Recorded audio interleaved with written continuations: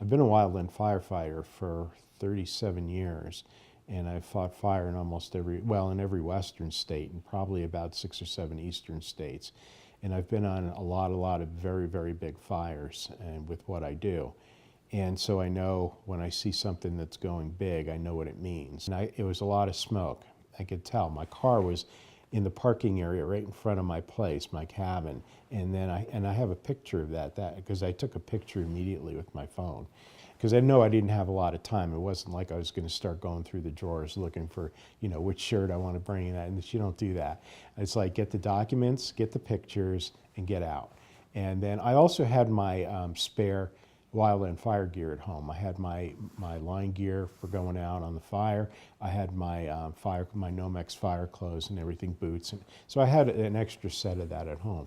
So I got that stuff put on, and then grabbed my boxes and loaded the car. And I grabbed probably 6 or 8 boxes, loaded the car, and took off. And so when I got up to Stowe Prairie School, it was pretty chaotic up there. A lot of the resources were using the field right across from the school as a staging area.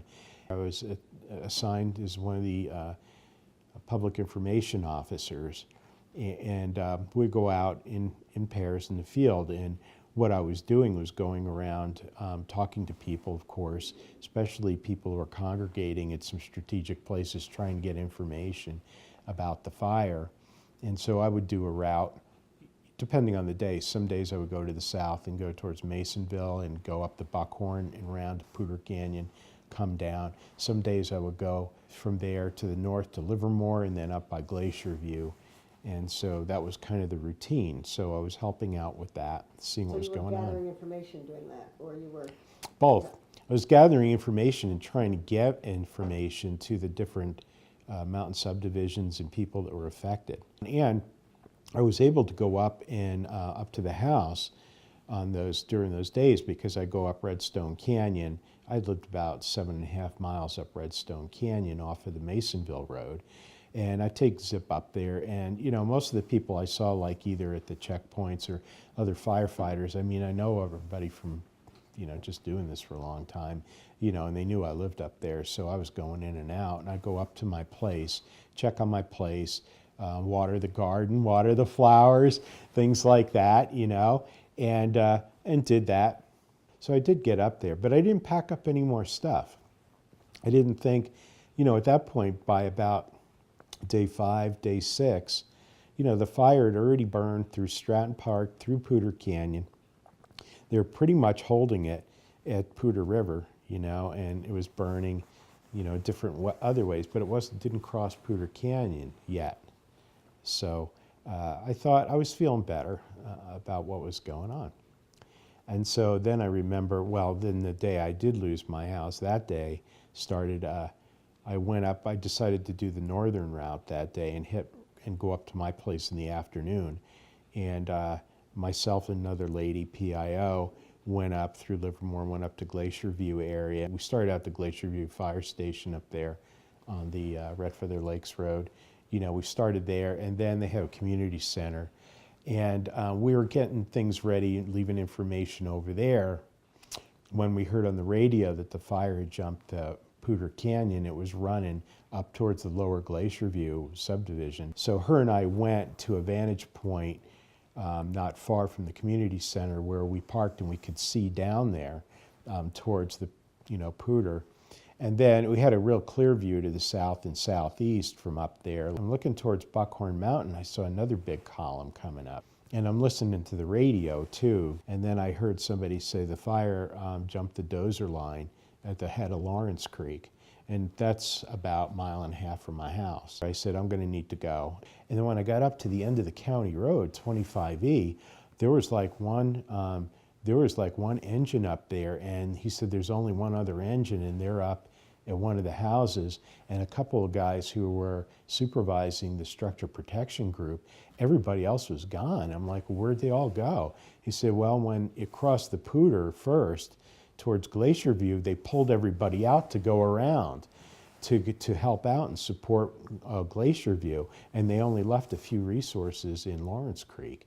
And so the thing was coming down Lawrence Creek, you know, and I was like, oh, that's not looking good, you know, and yeah, I could see this thing was rolling, and you know, we all pretty much decided with the way that fire was rolling that nobody's going up there. It's too dangerous.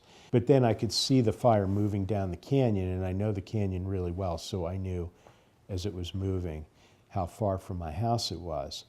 And I started taking video with my phone, and it finally got to the point where I knew it was right about where my property was, because I could tell by the topography and what was in front of it, you know. And then it kept moving, and I was watching it, and it's like, this is not good, because the main part of the flame front was right where my house was, and it went through. And it got down toward the bottom of Lawrence Creek, where it comes into Redstone Creek, and that's at the end of County Road 25E. And I was, you know, still a mile away up on the side of the hill watching up looking up the canyon. I was still on duty, and when you do that, you're on duty until you're off duty, you know, and that's where my focus is really. I mean, I needed to see, I was up there on the one hand because I needed to see what was going on in the canyon, because I have neighbors and everything up there. And plus getting information and gathering information too is part of my job. But I was still on shift until I got off. And so I didn't really have time to dwell on that at all. I mean, at that point, I mean, it was like, I needed to get back to the ICP after I saw what it did in the canyon. I need to get back there and report in and take care of that first. So when I got back to camp, you know, I talked to the people, the other PIOs, and especially the lead PIO, Lynn, you know, and tell her what happened and everything. And I told her, I said, I may have lost my house, but I don't know for sure at this point. But it sure burned through the canyon, and it was burning big. The next morning after the briefing and everything, I went up real early, and I told Lynn, I said, I need to go up there and see if I still got a house. So I zipped up there real fast. And so this is kind of the reality part, you know, because I go up into Lawrence Creek, and it's a real narrow 2-track road that go after the end of the county road. It's a little private road. There's not that many houses, and I go up there, and I can see, let's see, there was like a little well house next to the creek, a couple properties down from mine, that was still there. And the fire had burned on both sides of the creek. And then I get up farther to the house that Mike had been at on the left, you know, my neighbor's house right below me, and the house was still there. And it burned around, burned the meadow all around, and there was even trees on one side of the house. It burned around, but it didn't, and the house was still there. And so I went up and then turned into my driveway, and I thought, well, maybe mine's still there. And I drove up the driveway, and you can't see until you make a curve and come around, and then you're looking right up this draw, this gully, and the house was right in the middle. And as soon as I turned the corner and looked, I could just see it smoldering, you know, and that was it. And so I drove up, and you know, I parked and I got out. It was still high. I mean, there's still flames.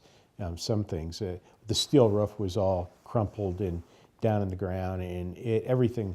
The greenhouse was gone. The shop was gone, and just the metal roofing material and piles of debris. You know, all the contents and everything. Everything was gone. So the woodshed was gone. You know, so I stopped, and I was still pretty objective with that.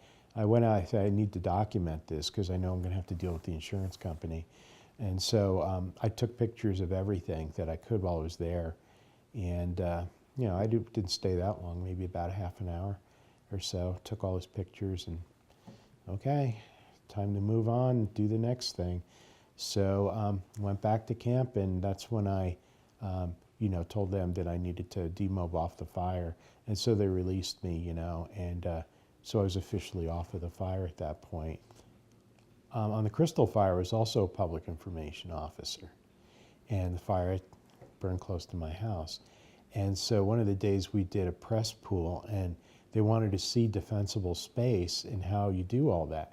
And I took them up to my house in Redstone Canyon during the Crystal Fire, and basically did a tour on the property and showed them all the defensible space stuff I'd done. I have a degree in forestry, and I know all that stuff, and I did everything the way you're supposed to do it. And basically my message was, if you live in the mountains, even if you do the defensible space stuff, and you should do it, don't make the false assumption or don't have the false comfort that it's going to save your house. Because when the fire behavior gets extreme and the weather is extreme, there's nothing that's going to save your house.